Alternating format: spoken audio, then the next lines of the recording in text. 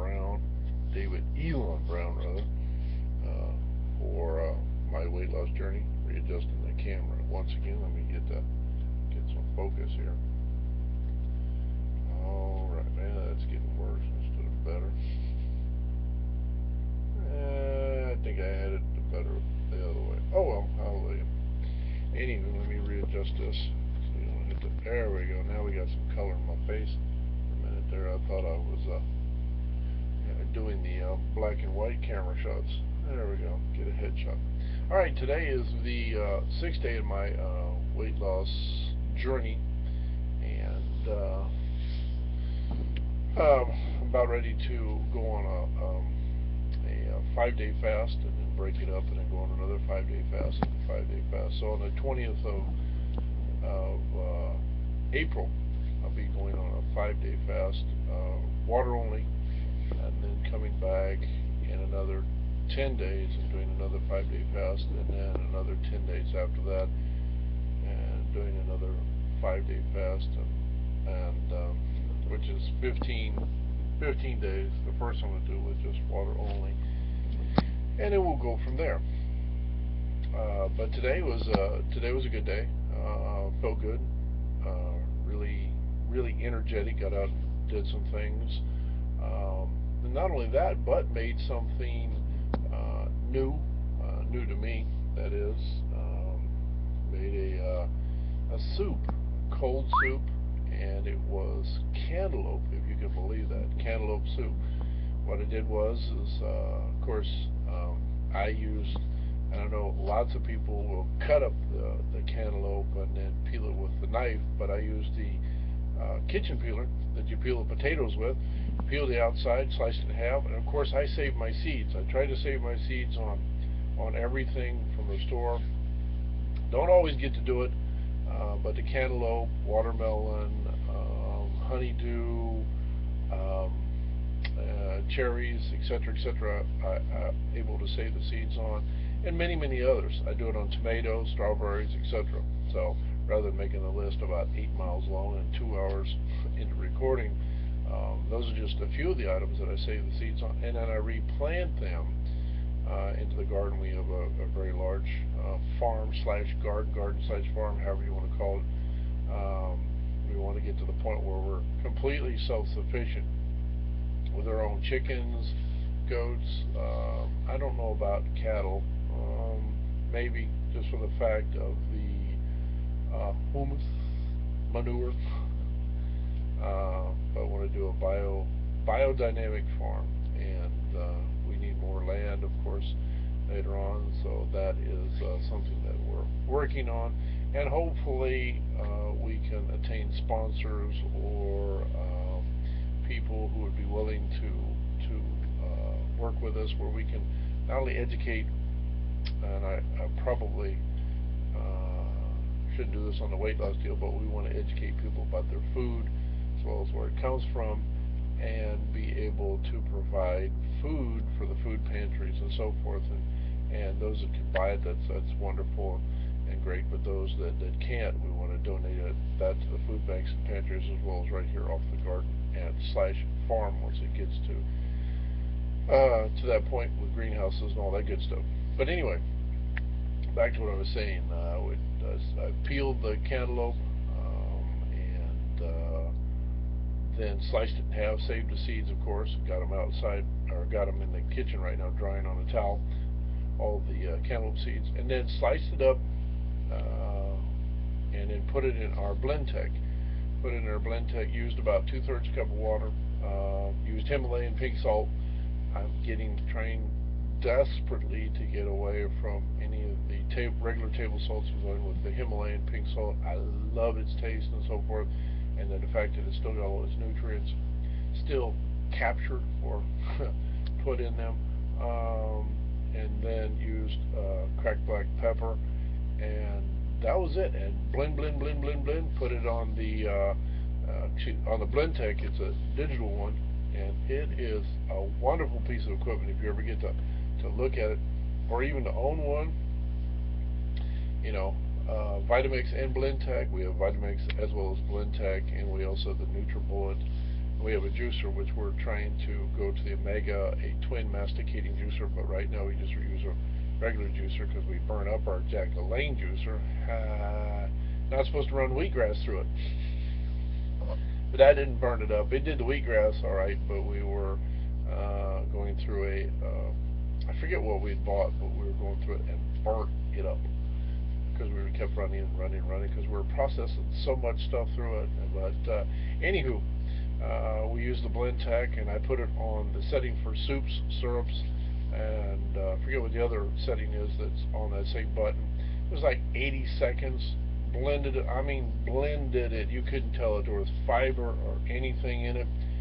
And then tasted it just to make sure it was seasoned correctly. Oh, I forgot to mention I put in about 2 tablespoons of lemon juice with that as well. And once that was done, blended, took it out. Of course, I re-seasoned again to give it a little, because I didn't think there was enough seasoning to it. And then once that was done, I took the bowl and chilled it and had that for supper. Never had cantaloupe soup before. I'm waiting to see if you can do watermelon soup. I know you can do pumpkin soup, and of course you can do squash soups and all that other stuff, but had never had cantaloupe soup. I'd like to see if you can do honeydew soups. So that would be interesting. So that was an enjoyable meal. And then I got to thinking, okay, I'm going to do a video today about the 6th day of the weight loss journey. And I haven't had a chance to weigh myself, so if everybody's asking, have you had a chance to weigh yourself? No, I have not. I don't know if I went down. I don't want to go up, no siree. So my next doctor appointment is on the 1st of May, or is it the 16th? Well, one of those days, but it's in May. Excuse me. 16th or the 1st, and then they'll weigh me again. So, excuse me, swallowed my own saliva, and so that will, I'll have a better idea then if it went down, and I know I will be, but how much I can't say. So then I'll be able to bring that back on here and be able to let everyone know just exactly what's going on. Something I wanted to go through, and I know everybody that's on their weight loss journey probably, I don't know if you think about this or if you do or if you don't, but I wanted to go through this because the doctor's report that I've gotten, trying to get that whiteboard in the background out of the way, because it's got all my notes and stuff on it for eating and so forth. But anyway,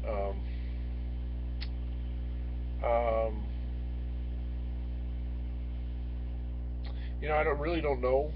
Like I said, because of the doctor's report, and other people may not be doing this, but the doctor's report is given to me. It says you have high levels of uric acid as well as your ANAs, your anti-nuclear antibodies are up, so you need to go on a diet. But when you look at the 2 separate paperworks or the 2 separate items, they contradict or counteract one another, because the certain foods you're not supposed to have for gout or uric acid, you're supposed to have for the ANA, and the stuff you're supposed to have for ANA, you're not supposed to have for gout.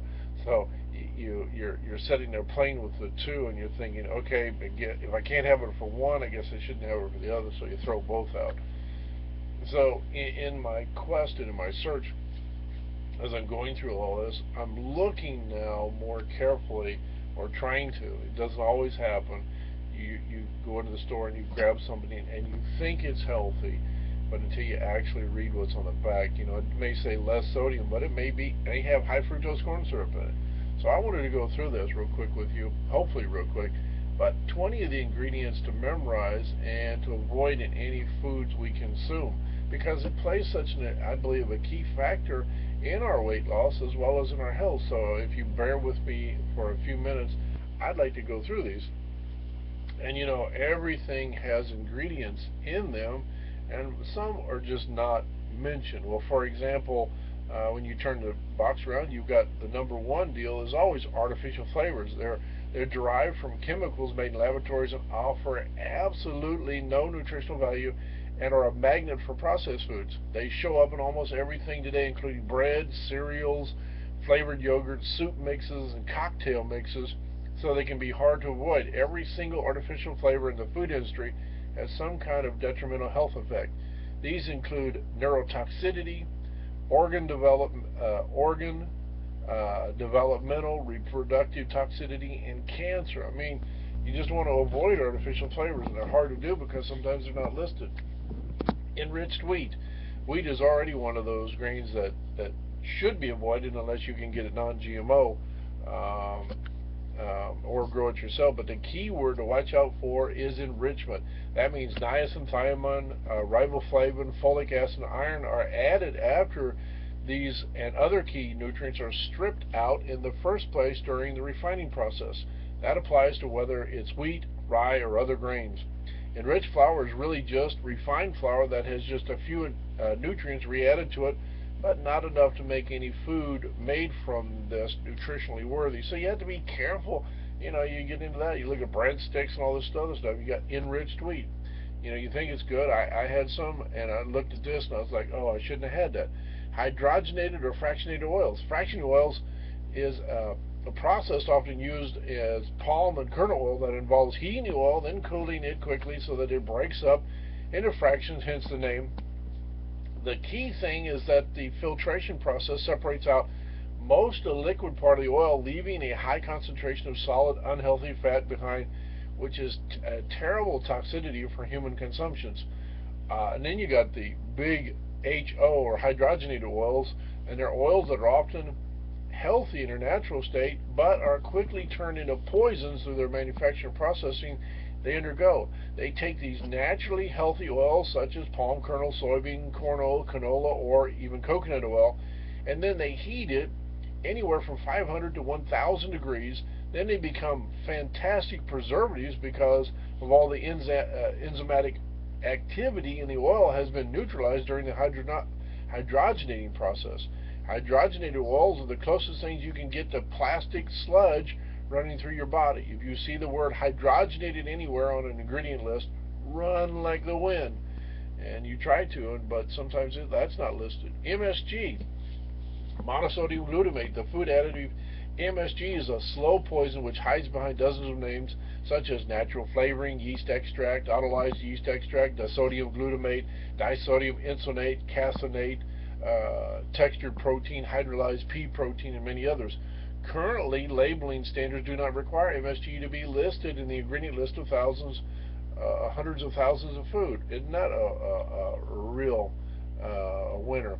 MSG is not a nutrient or a vitamin or a mineral, and it has no health benefits. The part of MSG that negatively affects the human body is the glutamate, not the sodium. The bound glutamic acid is acid in certain foods such as corn, molasses, and wheat is broken down or made free by various processes, hydrolyzed, autolyzed, modified, or fermented with strong chemicals, bacteria, or enzymes, and refined to a white crystal that resembles sugar. There are growing numbers of clinicians and scientists who are convinced that the exotoxins play a critical role in the development of several neurological disorders, including migraines, seizures, infections, abnormal neural development, certain endocrine disorders, specific types of obesity, and especially neurodegenerative diseases, a group of diseases which includes ALS, Parkinson's disease, Alzheimer's disease, Huntington's disease, and one that I'm surely not familiar with, olive point cerebellar degeneration, which I'm sure I mispronunciated, OLIVOPONTOCEREBELLAR degeneration. My. So stay away from MSG, and it's hard because again it's not labeled. Sugar, the single largest source of calories for Americans comes from sugar. Sugar is loaded in your soft drinks, fruit juices, sports drinks, and hidden in almost all processed foods, from bologna to pretzels to Worcestershire sauce to cheese spreads, and now most infant formula. Hooray for Hollywood. And it has the sugar equivalent of one can of Coca-Cola. So babies are being metabolically poisoned from day one in taking their infant formula. Sugar changes metabolism, raises blood pressure, critically alters the signaling of hormones, and causes significant damage to the liver, the least understood of sugar damages. These health hazards largely minor the effects of drinking too much alcohol, which they point out in their commentary is the distillation of sugar. If it's not a natural sugar, it does not belong in your food. I agree wholeheartedly. And it's hard because it's in everything, including bread. Did you know it's in bread? It is in our breads. My goodness. Breads, soda pops, candies, cookies, pies, the list goes on and on. And who knows, might be even tortillas. I know it's in our spaghetti sauce.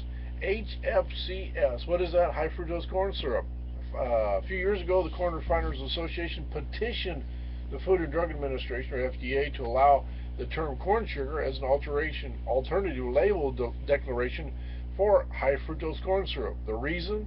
Too many people were finding out lethal HFCS, or the high fructose corn syrup, was for the human body. So, even if it says corn syrup, it's still high fructose corn syrup. And it causes insulin resistance, diabetes, hypertension, increased weight gain, and not to mention manufactured from genetically modified corn. And if you haven't seen it, go watch King Corn, a good video talking all about how we eat corn and too much of it, how the cattle are fed corn, and it causes E. coli. 7. Potassium benzoate and sodium benzoate. Sodium benzoate can convert into lethal carcinogenic poison when combined with ascorbic acid. Professor Peter Piper, a professor of molecular biology and biotechnology, tested the impact of sodium benzoate on living yeast cells in his laboratory. What he found alarmed him. The benzoate was damaging an important area of the DNA in the power station of cells known as the mitochondria, or chondria. These chemicals have the ability to cause severe damage to DNA in the mitochondria to the point that they totally inactivate it. They knock it out altogether, he stated. And then potassium benzoate often shows up in seemingly innocuous foods such as apple cider, low-fat salad dressings, syrups, jams, olives, and pickles. It is just as hazardous as sodium benzoate, so read your labels. You know, and you have to be careful, and that's the reason I'm going through these with you. Artificial coloring. Food coloring still on the market are linked with cancer. Blue number 1 and 2 found in beverages, candy, baked goods, and pet foods have been linked to cancer in mice. Red number 3, used to dye cherries, fruit cocktail, candies, and baked goods, has been shown to cause thyroid tumors in rats. Green number 3, added to candy and beverages, has been linked to bladder cancer. The widely used yellow number 6, added to beverages, sausages, gelatin, baking goods, and candy, has been linked to tumors of the adrenal gland and kidney. You know, and again, they're not going to mention everything. Excuse me, they're not going to mention everything, so you got to be totally careful. This one is asulfame K. Asulfame, I think that's how you pronounce it. Asulfame K, also known as asulfame potassium, represents one of the food additives used for sweetening ailments and drinks. It is approved by the FDA, but there are several potential problems concealed or correlated with consumption of this food additive. Even though there are many studies that attest to its safety, asulfame potassium is still suspected of causing benign thyroid tumors. In rats, the development of such tumors took only 3 months, a period in which the concentration of this additive in the consumed food was between 1 and 5%.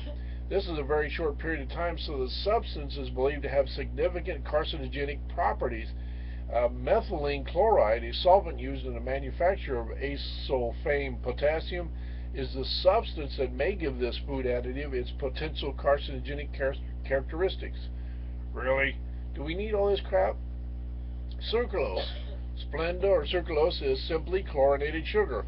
A chlorocarbon, common chlorocarbons including carbon tetrachloride, trichlorotetylene, I think that's how you pronounce it, and methylene chloride, all deadly. Chlorine is nature's Doberman attack dog, a highly excitable, ferocious atomic element employed as a biocide in bleach, disinfectants, insecticide. It was a World War I poison gas, and hydrochloric acid. Chlorocarbons are never nutritionally compatible with our metabolic processes and are wholly incompatible with normal human metabolic functioning. Sucralose is a very common additive in protein mixes and drinks, so beware, all of you who love this in your smoothies. Nasty sucralose. Aspartame. Yeah, wow. The sale of aspartame with only 4 calories per gram and 200 times sweeter than sugar is sold under the trademarks NutraSweet and Equal, and I think now Nutrice. Results indicate that aspartame is a multi-potential carcinogen, even consumed daily at 20 milligrams per kilogram, of body weight. That is a lower quantity than the maximum recommended by the FDA. It's one reason you should never purchase major brands of chewing gums. Yeah, did you notice that on chewing gums now? They had sugar, and either they got aspartame or sucralose mingled in with it. Gross. BHT and BHA rather than BHT, butylated ansol, and hydroxyl. Oh my goodness! See, if you can't pronounce it, why should you eat it? But anyway, it's hydroxanzol or BHT and butylated. I'm sure somebody will write and go, you didn't pronounce it right. Well, help me out here, brothers and sisters. Butylated hydroxytoluene, I guess it is, BHT, are used to preserve common household foods. Any processed foods that has a long shelf life is often filled with BHA. They are found in cereals, chewing gums, potato chips, and vegetable oils. They are oxidants, which form potentially cancer-causing reactive compounds in your body. Propyl gallate, another preservative often used in conjunction with BHA and BHT. It is sometimes found in meat products, chicken soup bases, and chewing gum. Animal studies have suggested that it could be linked to cancer. Propyl gallate. Sodium chloride. A dash of sodium chloride, more commonly known as salt, is the culprit that the mainstream media and medical community claim we should stay away from. They're right, but only because it's not real salt. Common table salt, sodium chloride, has almost nothing in common with traditional rock or sea salt.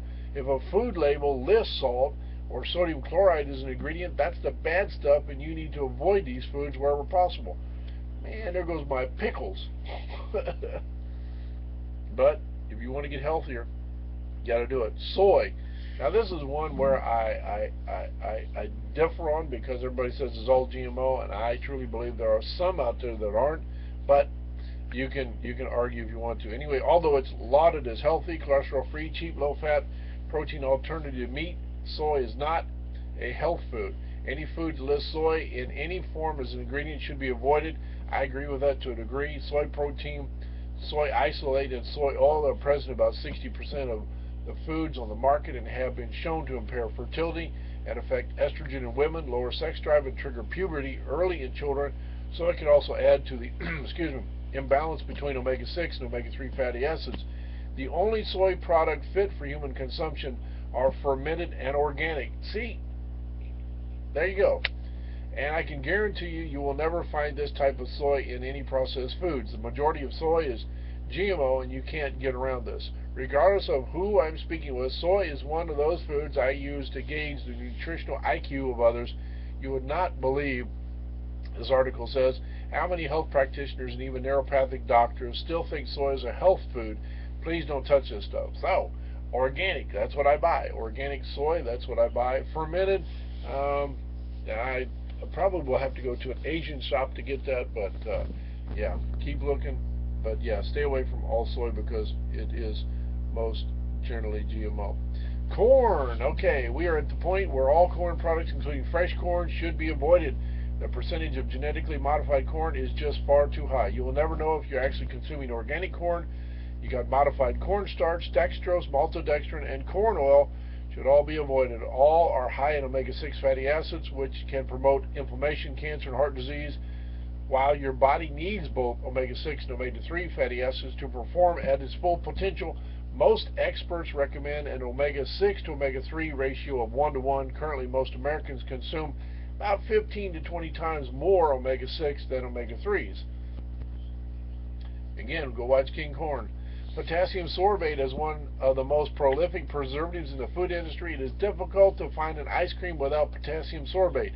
However, it is not only recommended to avoid this chemical, it is a necessity to eliminate it from our foods. The food industry and its scientists will parrot endless myths that potassium sorbate is not a health threat because of its safety record and non-toxic profile.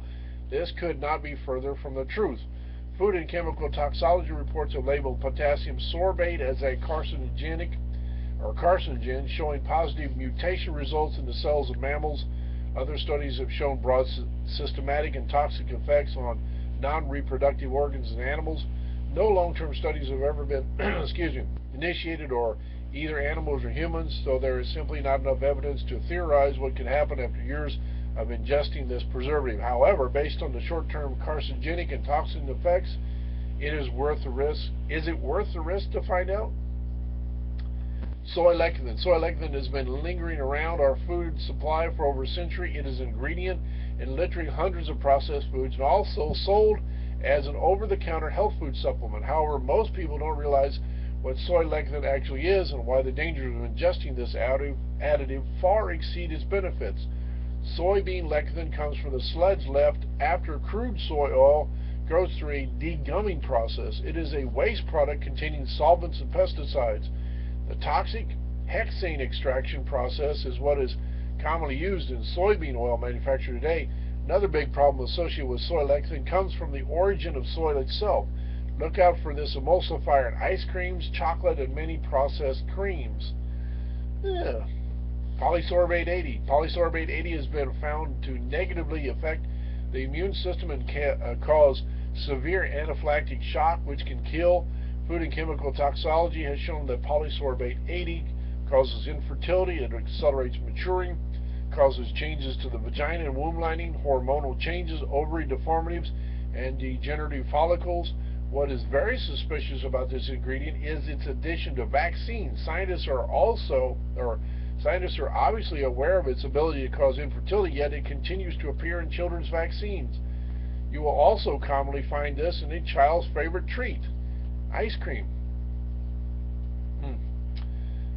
Canola oil, last but not least on the list. Canola oil or rapeseed oil is poisonous to living things and is an excellent insect repellent. It is an industrial oil, not a food. It is a genetically modified plant designed through intensive breeding and genetic engineering technique. The Canadian government industry paid the FDA $50 million to have Canada or canola oil placed on the GRAS list, or generally recognized as safe. It is becoming increasingly difficult to find products that do not contain canola oil. Please do not buy any products containing canola oil. And again, it's hard to get away from all of those things. So I read all this to help us who are on our weight loss journey to realize that reading the labels is important. And some of the products, if you stay over in the organic section, which I do, I try to stay over in the organic section and try to question this and that and the other thing, then I don't 100% buy it as far as a mental thought, but I am more adaptable to shape a thought than I would be to go over and pick up an apple or something that's conventionally grown and say, hey, can I eat this? So you have to be really careful. Breads, cereals, grains, nuts, and if you really want to get down to it, it goes back to what I was saying again. Grow your own food. Raise your own food. I mean, if you just got to absolutely have meat, and I mean, of course you have to have the land to do that animal or livestock. That's a given. But to grow your own food, you can grow that in an apartment. You can grow it in a townhouse, studio apartment. I mean, on a balcony. Just about anywhere you can grow it, even if you don't have soil. So there's no reason, no excuse that we have that we can't grow our own food to some degree. We don't have to have a greenhouse. I mean, you can grow your own foods if you really want to in that manner. If you want to just fill up one room, hey, I would grow wheat, grass, mushrooms, the whole kit and caboodle, baby. A little tomato here, a little pepper. I'd grow my own little Mexican pizza type area, and then I have wheatgrass and all my other things growing too, the habaneros and jalapenos, just 2 or 3 plants of each, or maybe 1 plant of each, you know. And then throughout the year, you can always, I call it transpose, but you can always move to another plant, plant another plant. You can grow another seed. You can grow something else. You can grow peppers and tomatoes and basil and oregano. I mean, the list is just endless. So, to me, it goes back to either being very selective and very careful and reading your ingredients list, or buying from a farmer or co-op that you trust, or a farmer's market that you trust, and you can go in and ask questions, or even an organic market that you can go in and say, hey, tell me about this and this and this and this and this, or grow it yourself. Just as plain as simple as that. I hope I didn't bore everybody, but I really wanted to get an emphasis, a feel for what we're up against, in a sense, really what we're up against, because we're looking at our health, and if you continue to eat the way we've always done, or if we continue to eat the way we've always done, it's like a ticking time bomb. Eventually, sooner or later, something is going to give, and you don't want to be in that place. You really don't. You don't want to be in that place. And if you're already in that place, you can make small, slow changes to your diet, and people say, well, what about exercise? Well, what if you can't exercise? You can always move your arms. Maybe you can't move your arms. Maybe you can wiggle your fingers. Do something to get some type of cardio or something. There's something you can do. Neck, move it around, whatever it might be. But, you can do some form of exercise. There's something that you can do. But also make sure that your nutrients are lined up. And other people have talked, and I've talked with family members and so forth, and they all come up with the same conclusion. The reason we're eating more fruits and vegetables, and you see on the raw and the vegans and the vegetarians, they're eating so many plant-based foods, and that, I believe, is because we don't have enough nutrients in the soil, and our water is just fouled up, and our air is fouled up, so we have to get those back. And the biodynamic farming thing just suits me to a T. And wherever the next place that I move to is going to have lots of lands, like the old song, give me land, lots of land, above the starry skies, don't fence me in. That's what I want. Right now we have a small piece of property where we're renting, and we're able to do the things we're able to do. We're able to help the community, and we're able to function and do these things. But still, each of us, including myself, going through our health process, and a weight reduction and weight journeys and so forth, the weight loss journey, and we're going through these processes and these stages, to become a better person and to get our lives right. And also, not only to be a better person, but because you got grandchildren or children or whatever that need their parents or need their grandparents, and you've got other people that you need to reach or talk to or meet or whatever. So you can't be leaving this world too soon. So I hope that was informative and helping. But yes, try the cantaloupe soup. It's good, cold. A little warm's not too bad. I tried it a little warm because it came right out of the Blend Tech. When you put on soup for 89 seconds, it warms it up quick. Kind of like the Vitamix. Turn that thing, blessed machine, on high, sit there, and then crank it up another notch. Like Emerald always says, bam! Comes out, and it's as close to perfection as I can get. And I hope you'll try it too.